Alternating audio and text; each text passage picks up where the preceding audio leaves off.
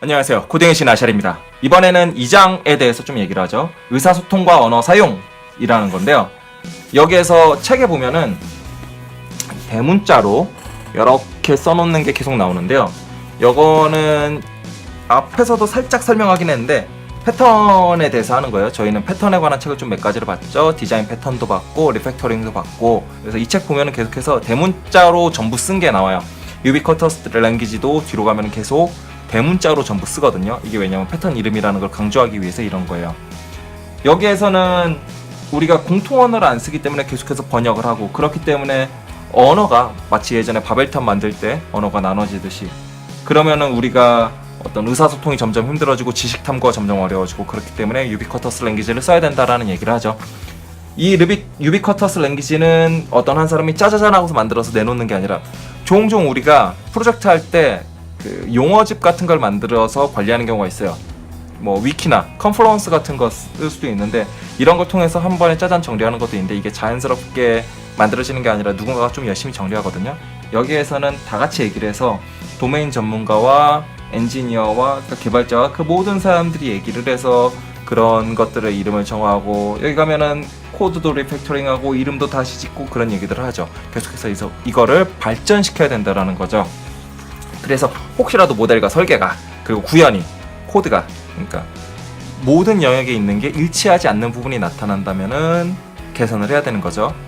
예전에는 뭐 모델 같은 걸 만들거나 뭐 분석을 해서 분석 모델이 나오거나 아니면 설계를 하거나, 그런 것들이 중간 산출물로서 나온 다음에 죽어버리는 경우가 많은데, 우리는 그걸 리빙 도큐먼트로 만들자 이거죠. 그래서 코드를 바로 읽을 수도 있겠지만, 뭐 코드를 읽으면서 이해하는 건 좀 쉽지 않으니까요. 자바독 같은 거를 이용해서 뭐 UML 그리기도 하고 여러 가지 하기도 했죠. 여기서 대화를 나누는 게 좀 흥미로운 게, 영어로 용어에 대해서 볼드로 처리를 해놨거든요. 외국 개발자들은 어차피 이게 코드까지 다 들어갈 거니까 원활히 얘기를 할 수 있는데, 그리고 굉장히 자연스러운 우리말처럼 들리겠죠. 하지만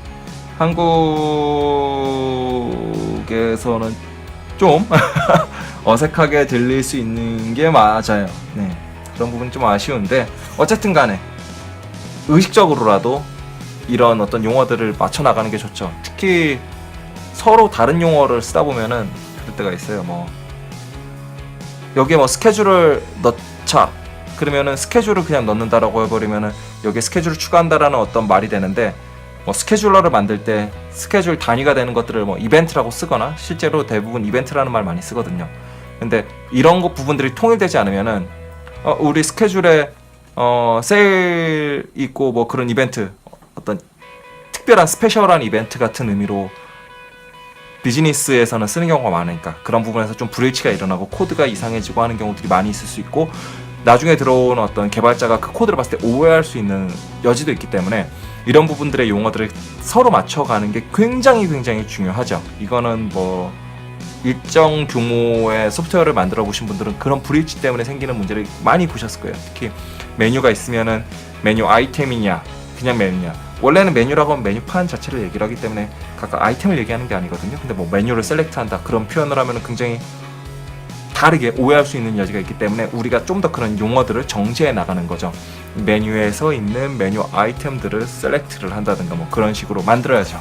그러면서 이런 말들이 자연스럽게 되는 게 굉장히 중요하고요. 여기에서는 그 안으로 소리를 이제 막 내면서 말을 해보자는 거죠. 말을 했을 때 이상하지 않으면 좋다라고 하는데, 여기서도 마찬가지로 뭐 영어라서 뭐 라우팅 서비스의 출발지, 목적지, 도착 시간을 전달하면 뭐 이런 얘기를 하는데, 간결하다는 게 뭐 라우팅 서비스의 라우트 스페시피케이션을 만족하는, 이미 무슨 말인지 모르겠어요. 이런 것들 좀 어려운 거는 있긴 하지만, 어쨌든 간에 하나의 언어를 통해서, 특히 이런 것들은 일종의 용어라고 우리가 생각해서 진행을 하면 좋으니까요. 그러면서 우리가 개발자만이 쓰는 용어는 분명히 존재해요. 뭐 DB 커넥션이 됐든 뭐 트랜잭션이 됐건, 특히 트랜잭션이라는 용어는 도메인 영역에서 좀 다르게 쓰이는 경우가 많으니까요. 그 다음에 개발자가 이해하지 못하는 업무 용어, 뭐 우리가 알지 않아도 상관없는 것들이 있을 수 있으니까요. 개발자들이, 우리가라고 하니까 좀 이상하네요. 어쨌든 그 사이에 있는 도메인 모델 용어를 만들어서 유비쿼터스 랭귀지로 쓰자, 그런 얘기를 하죠. 여기에서는 그림을 그리지 않으면 제대로 논의되는 경우가 없다 하면서 UML 다이어그램, 특히 여기에서는 뭘 얘기하냐면 클래스 다이어그램, 객체 상호작용, 뭐 이건 액티비티 다이어그램 얘기하는 거죠. 이런 것들이 있는데 이런 것들을 쭉 해야 되고, 여기서 강조하는 거는 모델은 다이어그램이 아니다. 지난번에 저희가 루비로 배우는 객체 지향 디자인 때 했던 것처럼 이런 것들은 그래서 유용히 썼으면은 과감히 없애버리는 그런 과정들이 필요하죠. 그래서 문서는 코드와 말을 보완하는 역할을 해야 된다. 뭐 그래서 문서가 어떻게 써져야 되는가에 대한 얘기들을 하는 거죠. 문서는 유효한 상태를 유지하고 최신 내용을 담고 있어야 된다. 이런 것들이 바로 리빙 도큐먼트에 대한 얘기죠. 문서가 죽어버리면은 아무 도움이 안 돼요. 우리 코드를 읽는데 코드가 너무 어렵다.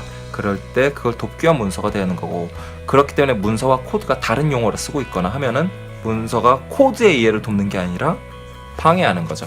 그렇게 되지 않게 해야 된다는 게 굉장히 중요한 거죠. 모델 하나를 가지고서 구현을 하고 코드를 만들고 설계를 하고 그리고 뭐 서로 얘기를 하고 이럴 때 무조건 하나의 모델을 가지고서 해야 되고, 코드가 많이 바뀌었다, 모델이 바뀌어야 되죠. 설계가 바뀌었다, 모델이 바뀌어야 되죠. 의사소통하는 과정에서 오해가 생겼다, 모델이 바뀌어야 되죠. 요거에 따라서 모델이 바뀌면 코드가 바뀌고 설계가 바뀌고 의사소통의 기반이 바뀌는 어떤 그런 것들을 해야 된다라는 얘기를 하고, 뒤에 가면은